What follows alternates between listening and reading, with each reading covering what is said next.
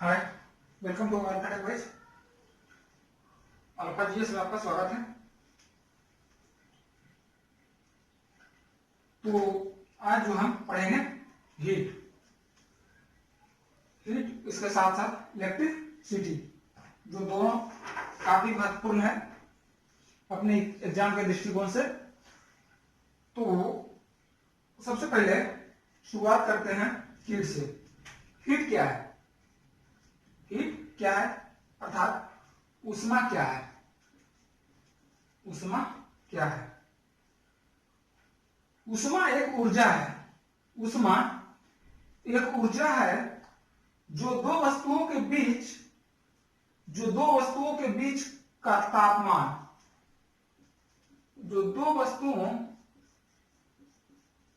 के बीच का तापमान को बताता है। इसके तापमान के अंतर को बताता है, या दो वस्तुओं के बीच का तापमान बताता है। अर्थात ये वस्तु कितना का तापमान कितना है, बी वस्तु का तापमान कितना है। अब इससे जुड़ा होता है कि तापमान शब्द आ गया। तापमान क्या है? तो तापमान वस्तु का वह गुण है, तापमान वस्तु का वह गुण है जो यह बताता है कि वस्तु कितना गर्म या कितना ठंडा है, जो यह बताता है वस्तु कितना गर्म अथवा ठंडा है, कितना गर्म अथवा ठंडा है। ठीक है, वस्तु कितना गर्म अथवा ठंडा है। तो तापमान जो है ठंडा और गर्म की स्थिति, ठंडा और गर्म की स्थिति के बाद हम देखेंगे कि वस्तु कितना गर्म और कितना ठंडा है। तो इसके लिए कोई मानक इकाई की जरूरत पड़ेगा। तो जो है तापमान की मानक इकाई, मापने की इकाई जो है केल्विन है। एसआई मात्रक, एसआई मात्रक क्या है? केल्विन है। केल्विन में तापमान, केल्विन में तापमान डिग्री में ज्ञात नहीं किया जाता है, लेकिन इसके अलावा जो है सेल्सियस में तापमान डिग्री में ज्ञात किया जाता है, फ़ारेनहाइट में डिग्री में ज्ञात किया जाता है। ठीक है, तो एसआई मात्रक तापमान का ताप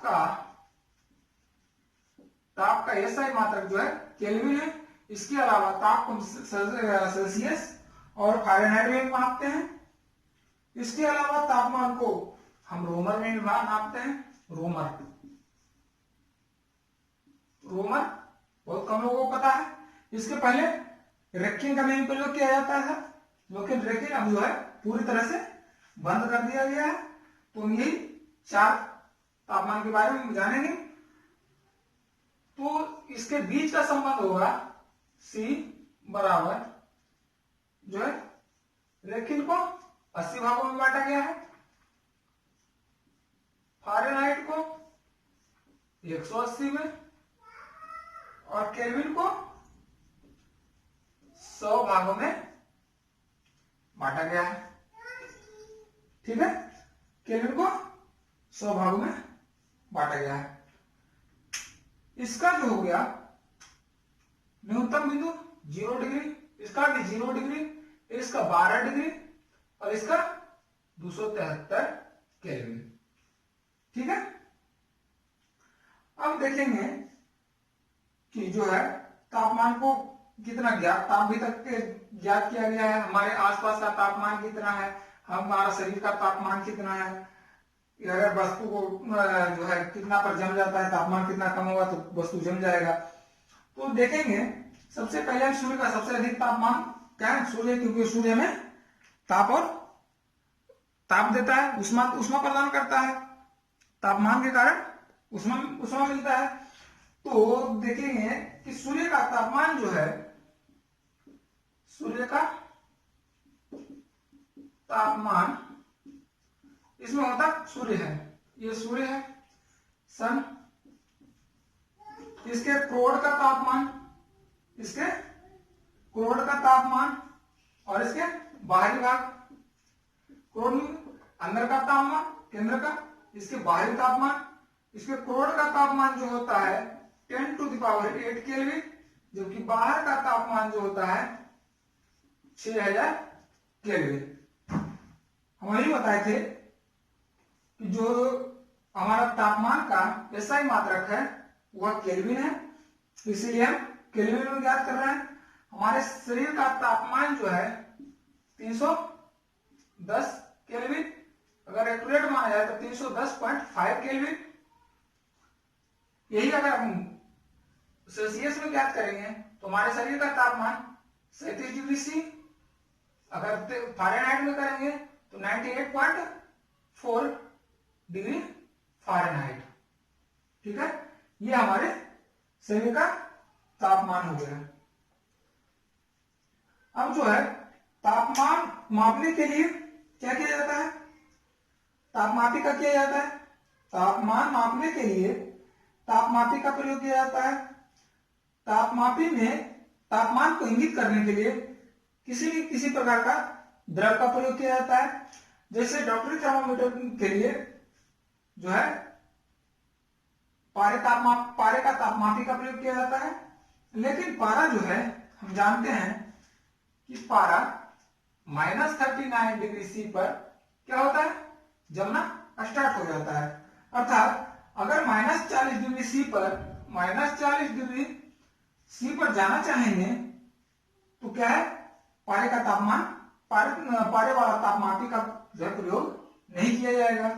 तो इसीलिए इसकी जगह एल्कोहल तापमापी का प्रयोग किया जाता है। एल्कोहल तापमापी का प्रयोग किया जाता है। क्यों? क्योंकि एल्कोहल का कितना जमता है, -115 डिग्री सी पर एल्कोहल जमता है। इसी तरह से जब 115 को कम हो तो हाइड्रोजन वाला किया जाता है। और सबसे अधिक तापमान मापने के लिए अर्थात सूर्य के तापमान मापने के लिए हमें जो है इसका प्रयोग किया जाता है, सूर्य का तापमान मापने के लिए जो है पायरोमीटर का प्रयोग किया जाता है, जिसको बोलते हैं हिंदी में तापमापी। पायरोमीटर तापमापी जो काम करता है रेडिएशन पर काम करता है, टोटल रेडिएशन ऑफ पायरोमीटर। ठीक है,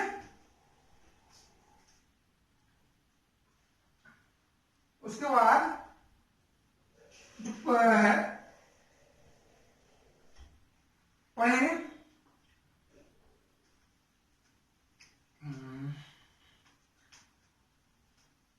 तापमापी जल में एक ऐसा पॉइंट है, जल में एक ऐसी बिंदु है जिसमें जल तीनों अवस्था में पाया जाता है। यानी तापमान का वह बिंदु, तापमान का वह स्थिति, तापमान का वह रूप जिसमें जो है पानी को तीनों अवस्था में पाया जाता है।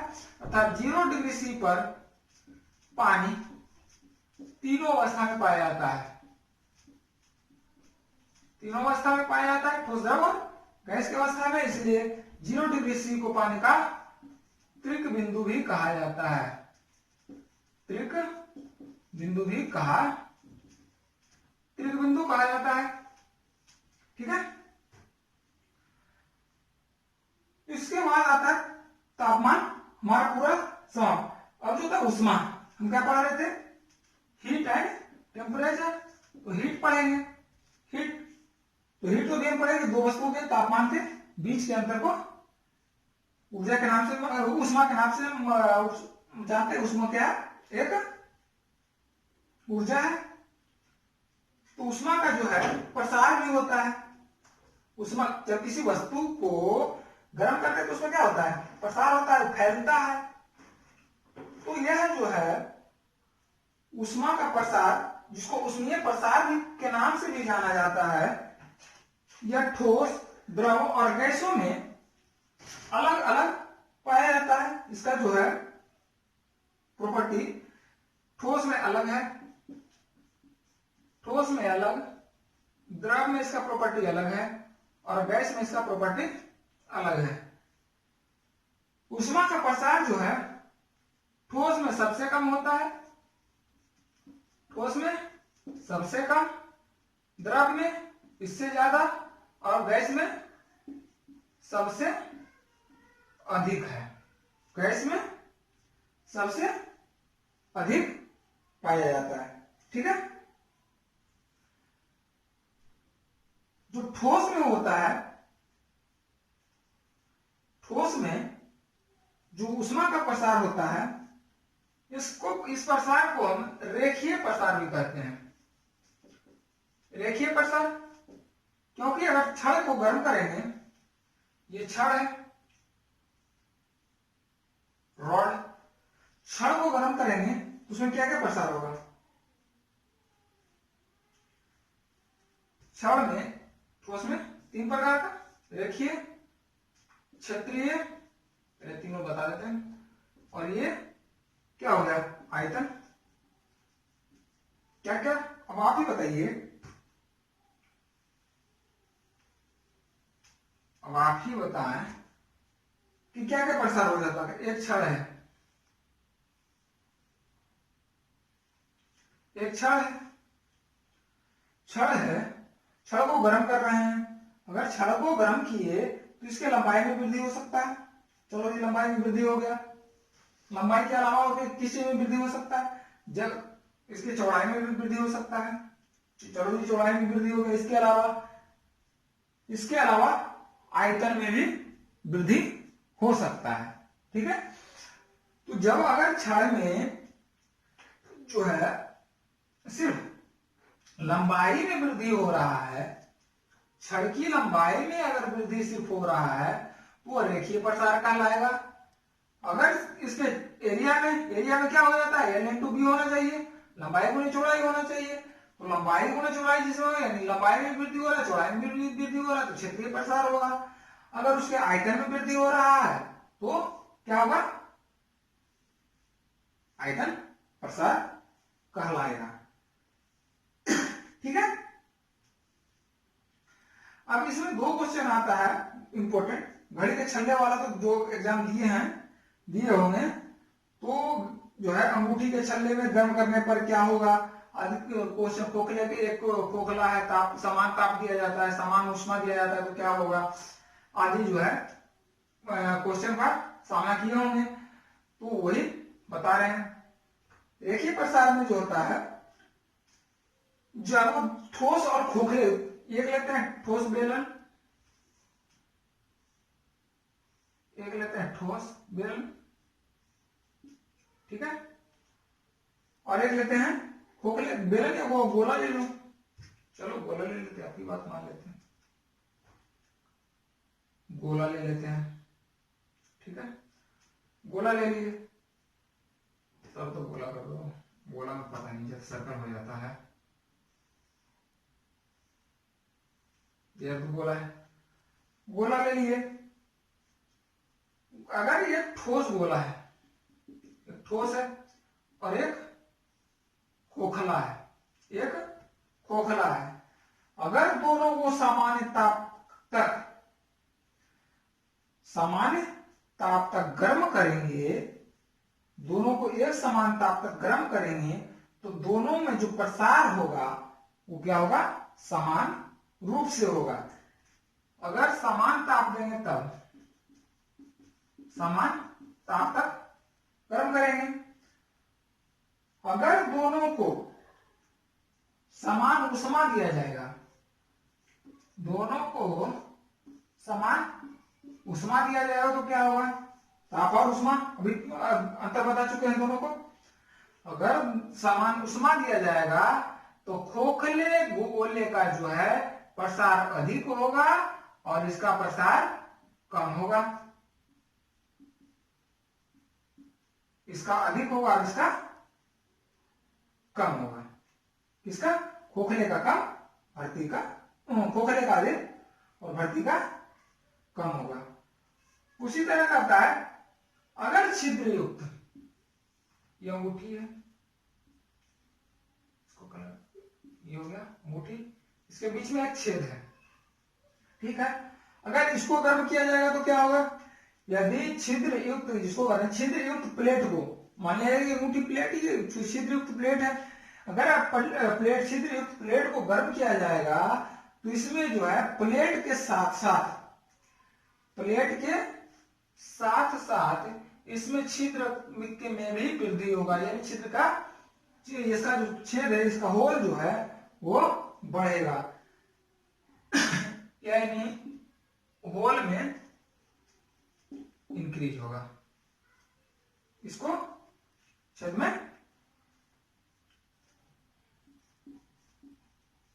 होल में वृद्धि होगा। ठीक है, इसका जो है कुछ और उदाहरण ले सकते हैं।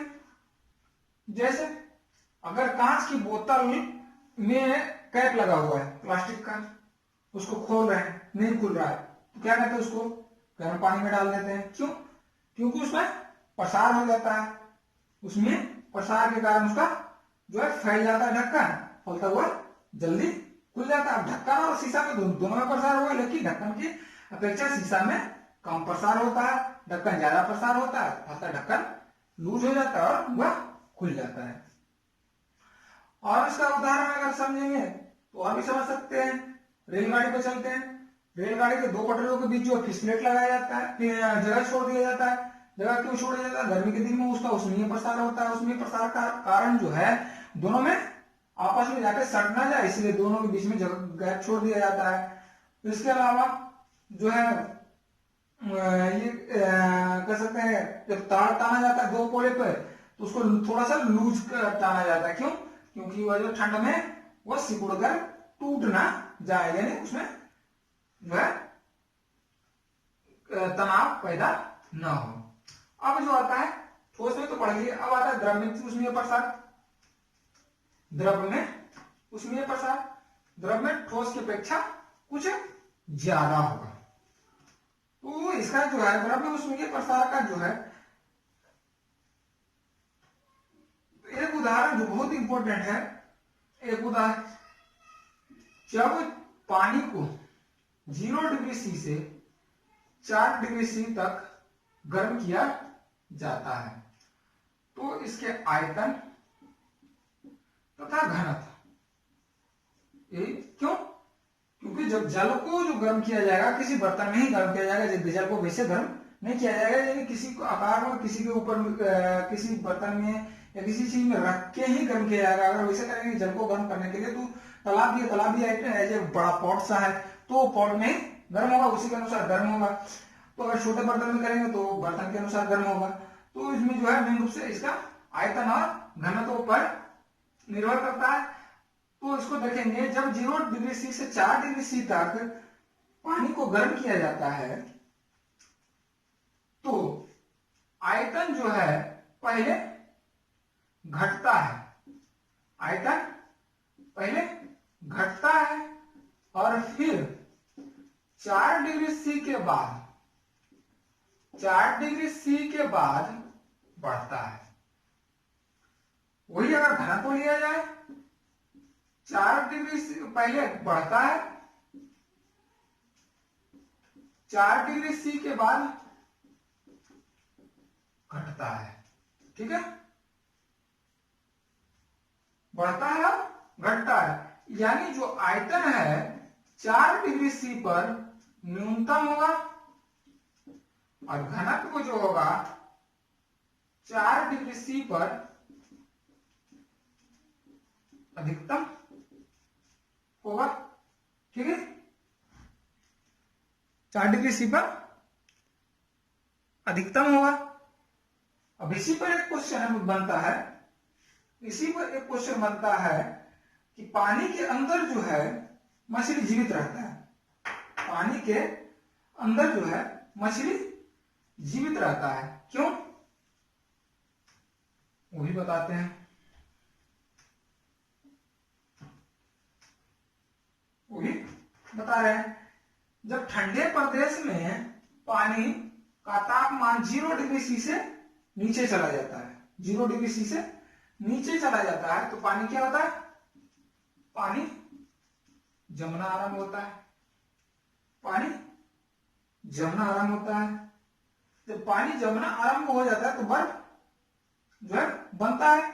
वायु का तापमान क्या होता है, गिरने लगता है। वायु का ताप गिरने लगता है तब तक इसका घनत्व कितना रहता है, पानी का घनत्व 4 डिग्री सी पर 1000 कितना होता है, केजी पर मीटर क्यूब। ठीक है, क्यों होता है, जो सर्वाधिक होता है सभी से ज्यादा होता है, ये मान के चलिए सभी से ज्यादा होता है। यानी क्या होता है, हमारा जो टेम्परेचर गिर रहा है लेकिन हमारा पानी का जो घनत्व है वो कितना है, 4 डिग्री सी पर बना हुआ है। तब तक जो है झील के अंदर 4 डिग्री सी पर पानी नीचे नहीं जा रहा है। फलतः क्या हो रहा है, फलतः बर्फ जो है ऊपर से जम रहा है, ऊपर से जम रहा है। बर्फ की जो है परत, ये पानी है, ठीक है, ये पानी है, इधर मछली है, इधर मछली है, ठीक है, पानी में मछली है। जब इसका 0 डिग्री सी हो रहा है, ये जो है पानी ऊपर से, ऊपर का लेयर में जम रहा है, पानी 0 डिग्री से कम हो रहा है। हमारा जो जल का घनत्व तो कितना है, 4 डिग्री सी है। पानी क्या है, ऊपर से जम रहा है। पानी ऊपर से जमने के कारण जो है हमारे नीचे का टेम्परेचर कितना बना हुआ है, 4 डिग्री। क्यों बना हुआ, क्योंकि बर्फ जो है ताप का क्या है, कुचालक है। बर्फ जो है ताप का कुचालक होता है। इसीलिए जो है इसका जो टेम्परेचर है, अंदर के पानी का टेम्परेचर और बाहर का टेम्परेचर, दोनों के बीच का जो है एक अवरोधक के रूप में काम आ रहा है। और हमारा पानी के अंदर, झील का अंदर जो तापमान है वह 4 डिग्री सी बना हुआ है और हमारा मछली जो है जीवित बचा हुआ है। इसी तरह से जो है इग्लू जो है, इग्लू एस्किमो प्रजाति के लोग घर बना के रहते हैं, किसमें, बर्फ के घर बना के रहते हैं। क्यों, क्योंकि वह बर्फ जो है तापमान का अवरोधक है। जो अंदर का तापमान है वो बनाए रखा है, बाहर के तापमान से उसको कोई मतलब नहीं है, उसको आने नहीं देता है। फलतः जो है उसमें जीने में आसानी होता है, रहने में आसानी होता है। उसी तरह से जो है अब आएंगे इसका उदाहरण, समझ में आ गया, ओके। चलिए आगे देखेंगे गैस का प्रसार। गैस में तो बताए थे कि गैस में उष्मीय प्रसार जो होता है सर्वाधिक होता है। गैसों में उष्मीय प्रसार सर्वाधिक होता है। गैसों में उष्मीय प्रसार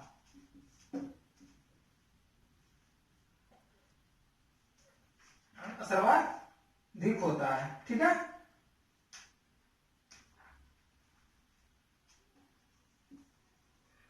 थर्मल एक्सपेंशन, उसमें प्रसार थर्मल एक्सपेंशन कहा जाता है, ठीक है। गैसों में उष्मीय प्रसार सर्वाधिक होता है। इसका उदाहरण गर्म हवा ऊपर की ओर जाता है, गर्म हवा ऊपर की ओर जाता है। गर्मियों के दिन में देखें जब टेम्परेचर जो होता है ऊपर जाने पर 1 डिग्री से बढ़ता जाता है। जो गणित में पढ़े होंगे या साइंस में भी क्या होता है पढ़ने के लिए मिल जाता है। अब पढ़ेंगे इसमें जो है विशिष्ट ऊष्मा। विशिष्ट ऊष्मा से एक आध क्वेश्चन रहता है, किसी पदार्थ के एकांक द्रव्य विशिष्ट ऊष्मा। विशिष्ट ऊष्मा किसी पदार्थ के द्रव्यमान का 1 डिग्री ताप बढ़ाने में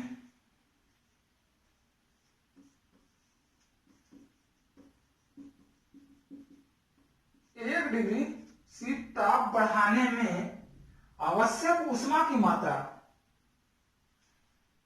आवश्यक ऊष्मा की मात्रा को क्या कहते हैं? विशिष्ट ऊष्मा कहते हैं। आवश्यक 1 डिग्री सी ताप बढ़ाने के लिए, अगर मान लिया इसका 10 डिग्री सी है तो इसको 11 डिग्री सी बढ़ाने के लिए जो ऊष्मा की जरूरत पड़ रहा है उसे हम क्या कहते हैं? विशिष्ट ऊष्मा कहते हैं। इसका जो होता है एसआई मात्रक जूल प्रति किलोग्राम डिग्री सेल्सियस या जूल प्रति किलोग्राम केल्विन या कैलोरी प्रति ग्राम डिग्री सी। कोई दिक्कत? विशिष्ट ऊष्मा जो है इसका फायदा क्या है? विशिष्ट ऊष्मा से प्रकृति जो है बना दिया है ऐसा कुछ ना कुछ फायदा। प्रकृति का जो भी चीज बनाया हुआ है किसी न किसी तरह से मानव जीवन के लिए काफी उपयोगी है। अब देखिए कि किसान जो है फसल को पाले से बचाने के लिए क्या करते हैं? किसान फसल को पाले से बचाने के लिए क्या करते हैं? उसमें पानी भर देते हैं। पानी भर देते हैं।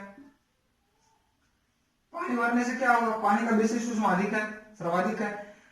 मतलब क्या होता है? पानी उसमें भरा हुआ, ऊष्मा बना हुआ है तो जाड़े के दिनों में फसलों में पाला नहीं मारता है। इसके अलावा अगर रोगी है, रोगी की शिकायत किससे करते हैं? रोगी का अगर पेट दर्द होता है, नॉर्मल घर में भी यूज करते हैं। अगर किसी को पेट दर्द हो रहा है तो उसमें क्या करता है? गर्म पानी बोतल में लेकर उसके पेट पे से सिकाई करते हैं। क्या होता है? आराम मिलता है। क्यों? क्योंकि जल की विशिष्ट ऊष्मा सर्वाधिक है, उसके टेम्परेचर को मेंटेन कर रहा है। ठीक है। इसका जूल और कैलोरी, एक चीज याद रखिएगा, 1 जूल बराबर 4.2 कैलोरी होता है। 1 जूल बराबर क्वेश्चन बार बार पूछा जाता है। 1 जूल बराबर 4.2 कैलोरी, बहुत सारे एग्जाम में पूछ चुका है। ठीक है। अब इसी में आता है ताप। देखिए ताप के कारण क्या क्या इफेक्ट हो सकता है, ये देखेंगे। ताप के कारण क्या क्या इफेक्ट हो सकता है? ताप के कारण जो इफेक्ट होगा, पहला होगा बॉइलिंग, मेल्टिंग,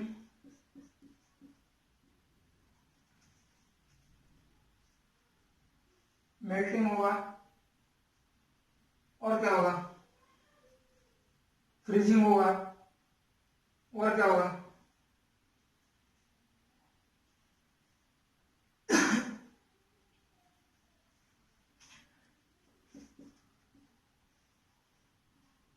फ्रीजिंग, जिसको कहते हैं क्वथनांक,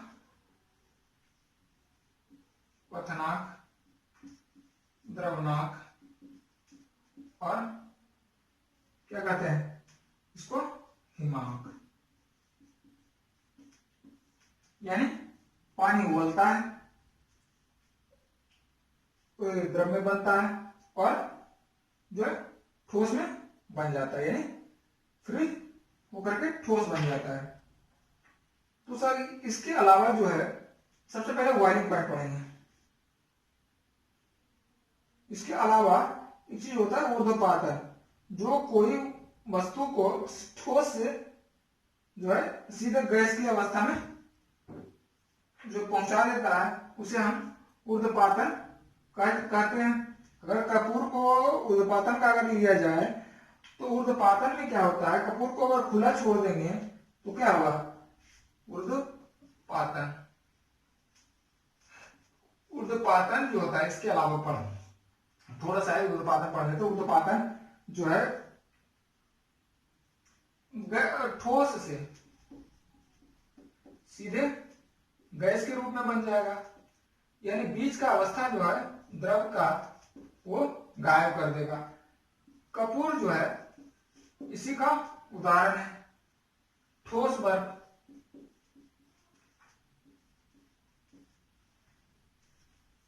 क्या है? इसी का उदाहरण है।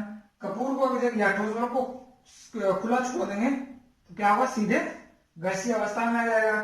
ठोस बल्ब क्या होता है, मूलतः कार्बन डाइऑक्साइड होता है, तो भी क्या होगा, ठोस सीधे बन जाएगा गैस। तो बॉइलिंग पॉइंट पढ़ेंगे, उत्पादन थोड़ा सा तक बॉइलिंग पॉइंट पढ़ेंगे। बॉइलिंग पॉइंट वह बिंदु होता है, बॉइलिंग पॉइंट वह बिंदु होता है, यानी क्वथनांक वह बिंदु होता है जिसमें द्रव उबलना स्टार्ट कर देता है, उबलकर यानी वाष्प बनने की प्रक्रिया शुरू हो जाता है। उबलकर वाष्प मतलब वो उबल जाएगा तो वाष्प बनने की प्रक्रिया आरंभ हो जाएगा, तो उस बिंदु को हम क्या कहेंगे, क्वथनांक कहेंगे।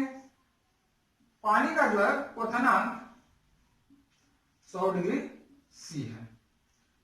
अगर दाब को इसी पर अगर दाब पर निर्भर करता है, अगर दाब को दुगना कर दें, दाब को दुगना कर दें तो ये यही जो है 125 डिग्री सी पर चला जाएगा। अगर दाब को दुगना कर दें तो यह टेम्परेचर कितना हो जाएगा, 125 डिग्री पर जाके उबलेगा। ठीक है, वही करें 100 डिग्री सी पर उबलकर वाष्प बनना स्टार्ट हो जाता है तो उसे बॉइलिंग पॉइंट कहते हैं। मेल्टिंग पॉइंट, मेल्टिंग पॉइंट हुआ वह बिंदु जिसपे कोई ठोस पिघलकर द्रव में बनना स्टार्ट हो जाता है, वह हो गया 0 डिग्री सी पर। जो है पानी क्या होता है, ठोस अवस्था से द्रव अवस्था में भी आता है, और 0 डिग्री सी पर फ्रीजिंग अवस्था भी है। 0 डिग्री सी फ्रीजिंग अवस्था, यानी 0 डिग्री सी के बाद जो है माइनस में अगर जाएंगे तो वो फ्रीजिंग होना शुरू हो जाएगा, यानी बर्फ बनना स्टार्ट होगा, यानी हिमांक बिंदु की ओर चलना स्टार्ट हो जाएगा। ठीक है,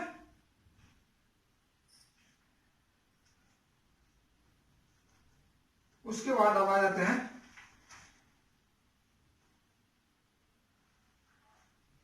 दो तीन पॉइंट और बचा, उष्मा गति। इसमें महत्वपूर्ण है एयरफोर्स वाले के लिए उष्मा गति, थर्मोडायनामिक्स। थर्मोडायनामिक्स, उष्मा गति क्या है?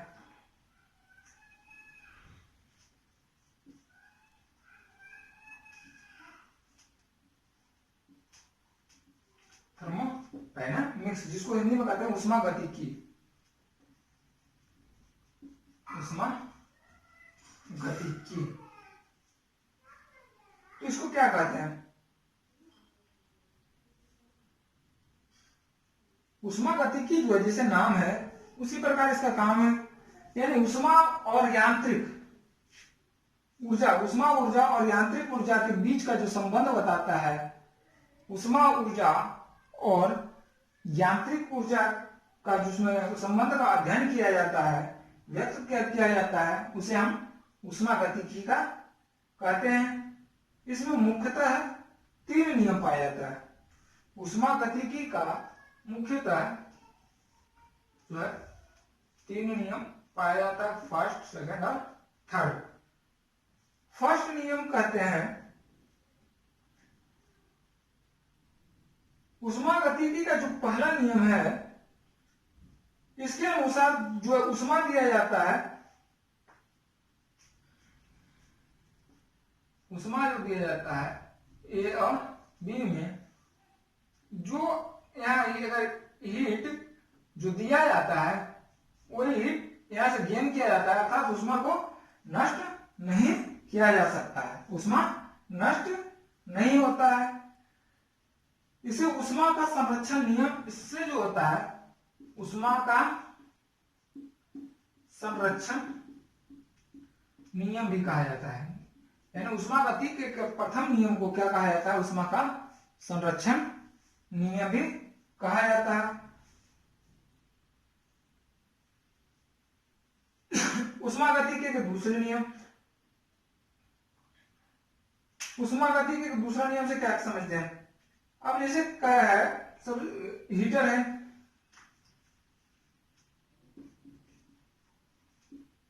हीटर, हीटर कब चलता है? हीटर ठंडी में चलता है। हीटर जब ठंडी में चलता है, इसको गर्म करने के लिए क्या चाहिए? वातावरण गर्म करेगा। कमरा में रख दी, कमरा क्या है? ठंडा। तो कमरा ठंडा करने के, ठंडा से कमरा ठंडा को अगर जब गर्म करता है तो गर्म करने के लिए क्या पहले उसका हीटर का टेम्परेचर कहाँ पहुंचता है? कमरा जब ठंडा रहता है उसको गर्म किया जाता है, यानी कमरा को गर्म किया जाता है, तो इसका टेम्परेचर जो है वायुमंडल में पहुंचता है। कमरे के जो वातावरण है, कमरे का जो वायुमंडल है उसमें पहुंचता है और वायुमंडल को ही गर्म करता है। इसे जो है कॉलिसियस के सिद्धांत को फॉलो करता है। यह जो है कॉलिसियस के सिद्धांत को फॉलो करता है।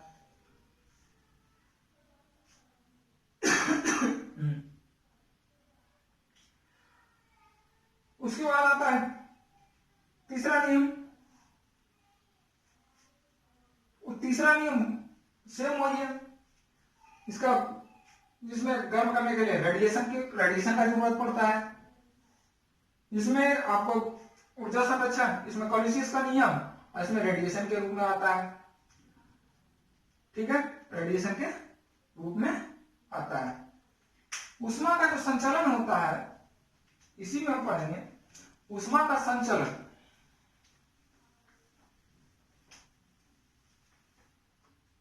ऊष्मा का संचलन किस विधि द्वारा होता है?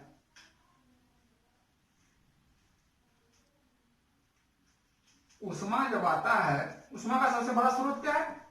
हमारा सूर्य। इससे बड़ा कोई स्रोत नहीं है, जो लगातार हमें ऊष्मा ऊर्जा प्रदान करते रहता है। तो इसमें जो है ऊष्मा का जो तीन विधि द्वारा होता है। चालन, ऊष्मा का वहन जो है संवहन, और तीसरा विकिरण।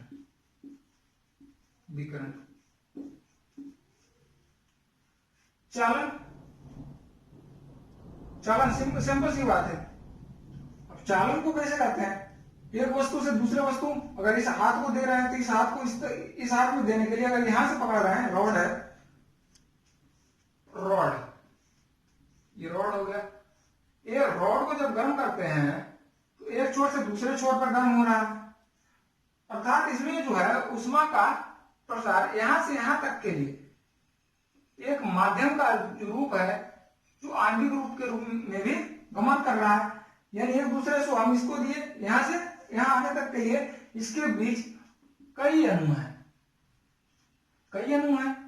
अर्थात यहां से कई पार्टिकल हैं जो यहां से यहां तक के ऊष्मा का संवहन कर रहा है, यानी एक छोर से दूसरे छोर तक गर्म कर रहा है।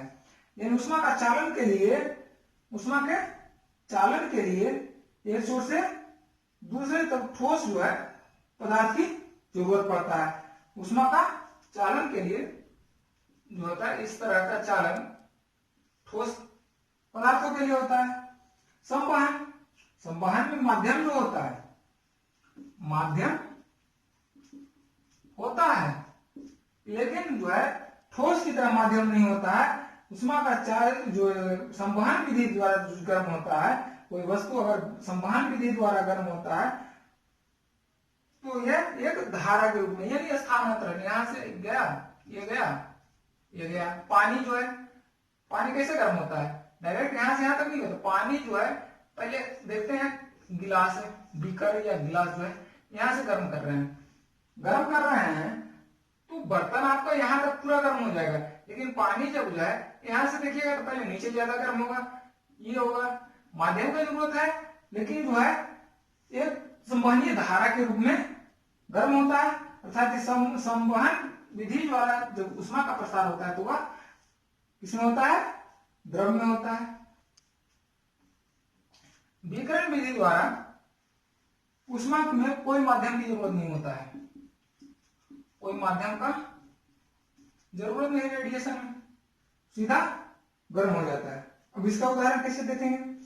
सूर्य के द्वारा जब कोई वस्तु गर्म होता है तो सूर्य से आने के लिए कोई माध्यम की जरूरत है? या संवहनीय धारा की जरूरत कहीं नहीं, कहीं निर्वात है तो कहीं कुछ है, जहां निर्वात है वहां तो कोई माध्यम ही नहीं है, यानी वह रेडिएशन के थ्रू जो है पृथ्वी को गर्म कर रहा है, यानी इसको अगर किसका विकिरण जो है माध्यम की विकिरण करने के लिए माध्यम का जरूरत नहीं है।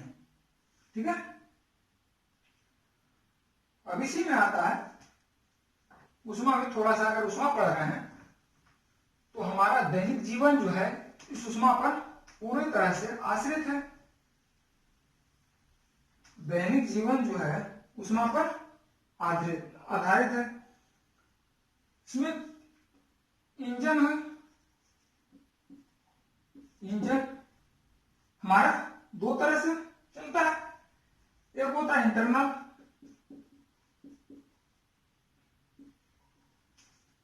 और होता है एक्सटर्नल।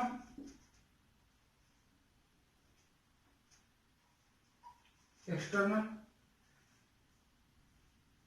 इंटरनल कंबशन इंजन में जिसमें आंतरिक दहन होता है, उष्मा प्राप्त करने के लिए किसी ईंधन को दहन करना पड़ता है, यानी जलाना पड़ता है, उसे ताप प्राप्त किया। जब ताप प्राप्त होगा तभी दो वस्तुओं के बीच का जो ताप का अंतर होगा वह उष्मा कहलाएगा और उष्मा ऊर्जा में होगा। यानी इसमें जो है ईंधन का दहन बाहर के रूप में होता है, बाहर, और इसमें अंदर रूप में होता है।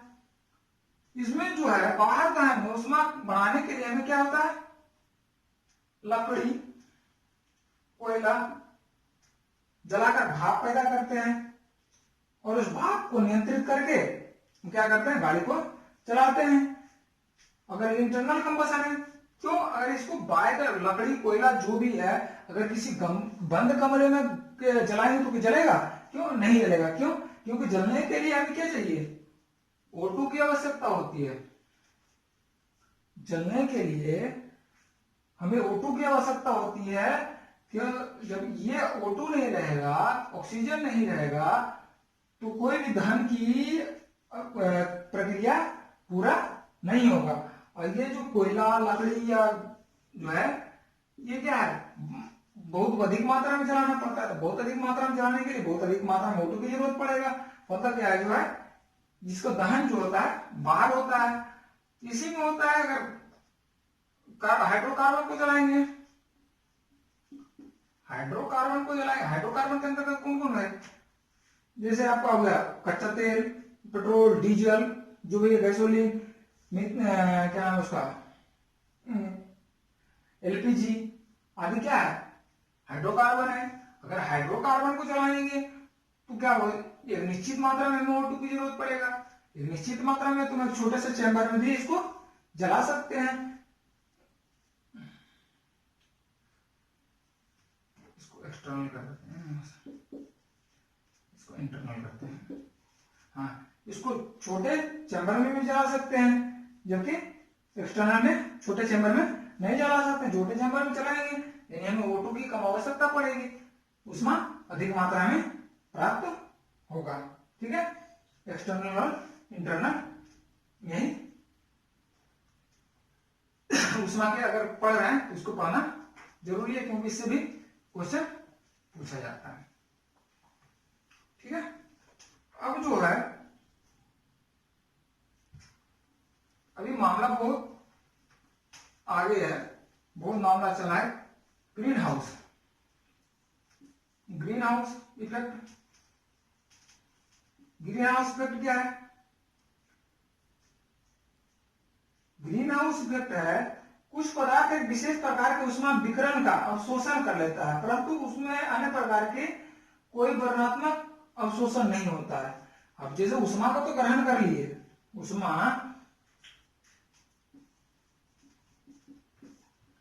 ग्रहण कर लिए, उष्मा ग्रहण करने के बाद अगर इसको छोड़ेंगे नहीं तो क्या होगा, हमारा टेम्परेचर बढ़ता चला जाएगा।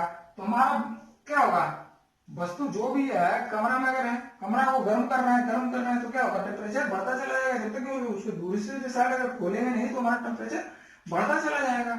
तो उष्मा को ग्रहण कर रहे हैं, छोड़ नहीं रहे हैं। उसी प्रकार हमारा वायुमंडल में CO2 है, CO2 के द्वारा हमारा वायुमंडल गर्म हो रहा है, लेकिन इसको हटाने के लिए हमारे पास साधन नहीं है। साधन का क्या मतलब है? पेड़ पौधा। उसको CO2 को तो वैसे छान नहीं सकते कि छन्नी है उसको छान दो, सिरिंज है सिरिंज से निकाल लो, ऐसा तो हो नहीं सकता। जब ऐसा नहीं हो सकता है तो क्या होगा? पेड़ लगाएंगे। पेड़ लगाएंगे, पेड़ लगाने से फायदा क्या भाई?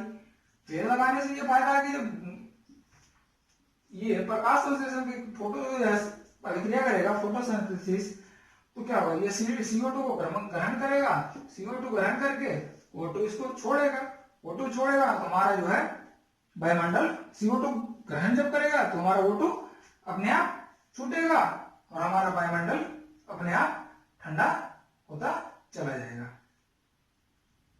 ठीक है। उसके बाद आता है न्यूटन का शीतलन नियम। न्यूटन का शीतलन नियम, न्यूटन का शीतलन का नियम और शीतलन नियम। न्यूटन का शीतलन नियम क्या करता है? अगर वस्तु का ऊष्मा हानि दर, अगर वस्तु का ऊष्मा हानि दर वस्तु तथा उसके चारों ओर के वातावरण के तापमांतर के अनुक्रमानुपाती होता है। नहीं समझे? वस्तु के ऊष्मा हानि दर, वस्तु मान लीजिए वस्तु ये है, वस्तु ये है, इसका अगर गर्म है, सिंपल सी बात है, वस्तु गर्म है, पूरा लाल कर दिए। वस्तु का ऊष्मा हानि दर जो है वस्तु तथा उसके वातावरण, वस्तु का जो है, अगर मान लिया ये लेते हैं, ये लेते हैं ये लेते हैं पानी, ये लेते हैं लोहा। मौसम क्या है? ठंडा का। अब ये दोनों को ठंडा होने में समय लगेगा। अब इस निर्भर किस पे करेगा? वस्तु क्या है? वस्तु तथा वातावरण, वस्तु तथा वातावरण के अनुक्रमानुपाती, किस प्रकार का वस्तु है और मौसम किस तरह से, उसी के अनुसार वस्तु ठंडा होगा। यही न्यूटन का शीतलन नियम है। अर्थात जो है किसी गर्म वस्तु का ऊष्मा हानि की दर वस्तु तथा वातावरण के चारों ओर के तापमांतर के अनुक्रमानुपाती होता है, अनुक्रमानुपाती होता है। उसके बाद अभी गर्मी का मौसम है, एसी का, एसी से भी क्वेश्चन पूछ चुका है। तो एसी क्या करता है? एसी करता क्या है? एसी हमारे कमरे का टेम्परेचर को कम करता है। कम कैसे करता है? इसमें जो कूलेंट के रूप में होता है CFC, क्लोरोफ्लोरो कार्बन, यह जो होता है एसी कमरे को कृत्रिम विधि से, कमरे को कृत्रिम विधि से आपकी इच्छा अनुसार टेम्परेचर, यानी उसको आपकी इच्छा अनुसार गर्म या ठंडा करता है। गर्म या ठंडा करता है। इसका जो होता है मिनिमम 16 डिग्री सी तक ठंडा कर सकते हैं। इससे ज्यादा एसी का ठंडा 16 डिग्री से कम नहीं कर सकते हैं। ये जो है एमपी पुलिस में पूछा जा चुका है। और अधिकतम जो है यह 30 डिग्री सी तक, यानी ठंडा में अगर 30 डिग्री कर दें तो ठंडा में भी हमारा टेम्परेचर ठीक रहेगा।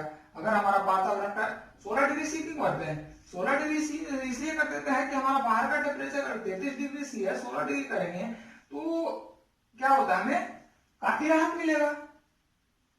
या 40 डिग्री सी है, हमारा टेम्परेचर कितना है 37 डिग्री सी हमारे शरीर का टेम्परेचर है, तो 40 डिग्री सी में हमें काफी असुविधा महसूस होगी। तो असुविधा में महसूस करने के लिए क्या होगा, 16 डिग्री पर आएंगे। 16 डिग्री पर आएंगे तो हमें क्या होगा, काफी सुविधा महसूस होगा। अगर हमारा टेम्परेचर मान लीजिए 4 डिग्री सी है, अगर हमारा टेम्परेचर रूम का करते हैं 30 डिग्री सी, हमारा टेम्परेचर शरीर का कितना है 37 डिग्री सी, तो भी हमें सुविधा प्रदान होगा। यानी ठंडे और गर्मी में प्रयुक्त है। अब करेंगे एसी जो है तापमान मानव शरीर का एसी का तापमान जो है करने के लिए कितना तापमान हो जाना चाहिए? तो हमारे शरीर के अनुसार हमारा तापमान जो होना चाहिए एसी का 23 से 25 डिग्री से ज्यादा नहीं चलाना चाहिए, चाहे वो ठंडा या गर्म हो। ठंडा में अगर 25 डिग्री सी पे चला दिए तो कोई दिक्कत नहीं, क्योंकि बाहर का टेम्परेचर कितना है, 4 डिग्री से 5 डिग्री से 10 डिग्री 12 डिग्री 15 डिग्री, ठीक है। उसके बाद जो है आर्द्रता क्या होना चाहिए? आर्द्रता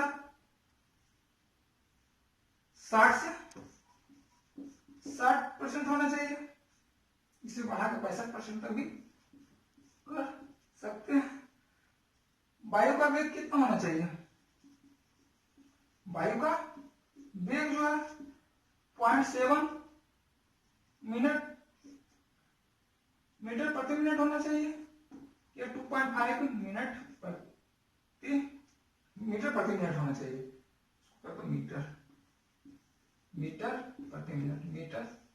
प्रति मिनट। अब जो है एक क्वेश्चन बनता है, हमारा एसी जो है नियंत्रित करता है किसको? बहुत बार क्वेश्चन आ चुका है। ताप, आर्द्रता, वायु का वेग, बहुत बार क्वेश्चन पूछा जा चुका है। हमारा एसी नियंत्रण करता है किसको? तापमान, आर्द्रता और वायु का वेग। ए, बी, सी और डी में रहेगा ऑल। हमारा आंसर क्या होगा? ऑल, यानी सभी को नियंत्रित करता है, ठीक है। उसी तरह से रेफ्रिजरेटर आता है।